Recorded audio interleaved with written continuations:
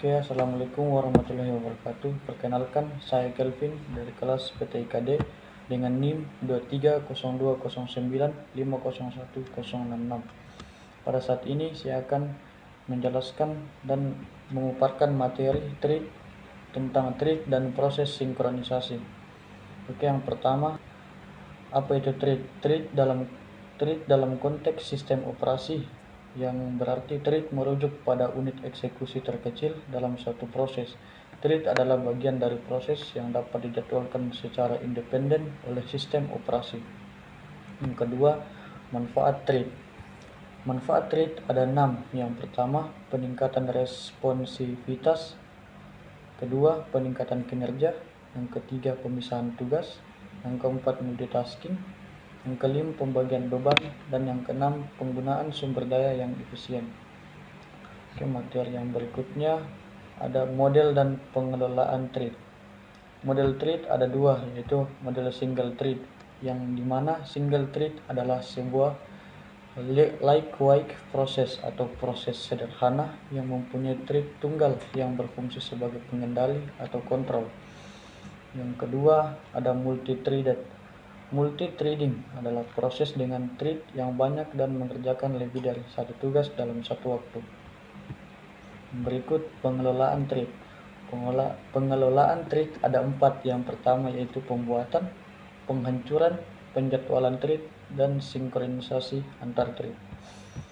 Materi yang berikutnya, metode komunikasi antar thread.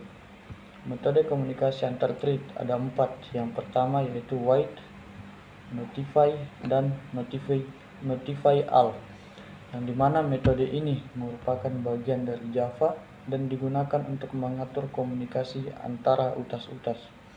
Yang kedua, pipes dan streams, yang digunakan untuk mengirim data antara utas-utas. Yang ketiga, shared memory, yang dimana menggunakan area memori bersama untuk berkomunikasi antara utas-utas. Yang keempat, message passing, yang digunakan untuk mengirim pesan atau sinyal antara utas-utas. Materi yang berikutnya, deadlock, starvation, dan rest condition.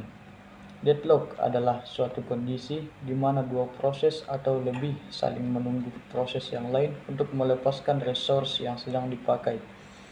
Yang kedua, starvation adalah kondisi yang biasanya terjadi setelah deadlock, proses yang kekurangan resource yang dibutuhkan sehingga mengalami starvation atau kelaparan. Namun starvation juga bisa terjadi tanpa deadlock.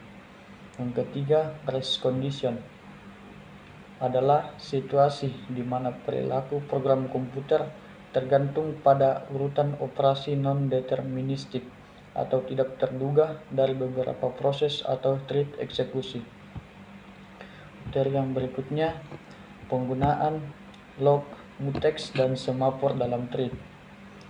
Yang pertama, log adalah mekanisme sinkronisasi yang sederhana, di mana hanya satu thread dapat memiliki kunci atau log pada satu waktu. Yang kedua, mutex. Mutex atau mutual exclusion adalah tipe khusus dari log yang digunakan untuk mencapai sinkronisasi antara thread, yang memungkinkan hanya satu thread pada suatu waktu yang memiliki akses ke sumber daya bersama. Yang ketiga, semafor. Semafor adalah variabel khusus yang digunakan untuk mengatur akses ke sumber daya bersama oleh beberapa thread. Ini memiliki nilai yang menunjukkan jumlah slot yang tersedia untuk akses ke sumber daya bersama. Materi berikutnya yaitu sinkronisasi dan manfaatnya. Sinkronisasi, yang dimana adalah proses penting untuk menyamakan waktu dan data antara beberapa proses secara bersamaan, mencegah inkonsistensi data dan memastikan hasil yang sesuai dengan harapan.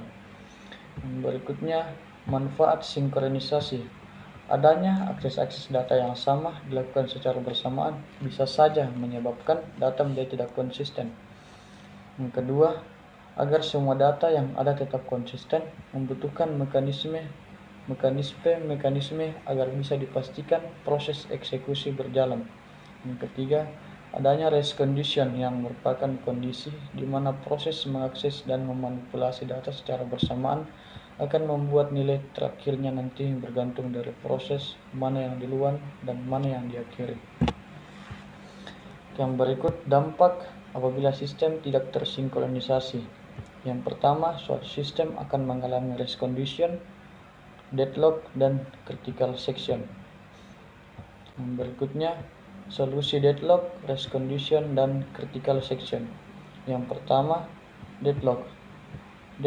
Pencegahan deadlock. Kita perlu memastikan bahwa setidaknya 1 dari 4 kondisi terjadi deadlock, yang dimana mutual exclusion, hold, dan void, no preemption, dan circular wait tidak pernah terjadi. Yang kedua, ostrich algorithm. Algoritma ini mengabaikan deadlock. Yang ketiga, bunkers algorithm. Algoritma ini digunakan untuk menghindari deadlock dengan cara mengalokasikan sumber daya dengan cara yang aman. Yang keempat, resource ordering. Metode ini mencegah deadlock dengan menetapkan urutan pada sumber daya. Yang kedua, race condition. Cara yang pertama, eksekusi atomik, yang dimana setiap operasi pada sumber daya bersama harus dieksekusi secara atomik.